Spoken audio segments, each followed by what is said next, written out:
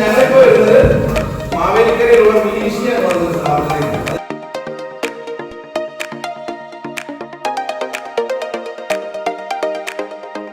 ഞാൻ career planning എന്ന് പറയുന്ന ഒരു സംഭവത്തെ കൂടി നിങ്ങളോട് സംസാരിക്കണം. ഇനി കുറച്ച് സീരിയസ് ആകുന്ന സമയമായി. കാരണം പ്ലസ് തീരാൻ 3-4 മാസം. അപ്പൊ എനിക്ക് നിങ്ങളോട് ചോദിക്കാനുള്ള ചോദ്യം, നിങ്ങളുടെ മുന്നോട്ടുള്ള ഭാവിയെ കുറിച്ചിട്ടോ ഈ പ്ലസ് 2 കഴിഞ്ഞ് എന്താണ് ചെയ്യുന്നതിനെ കുറിച്ചൊക്കെ ഓൾറെഡി ആലോചിച്ച് വെച്ചിട്ടുണ്ടോ?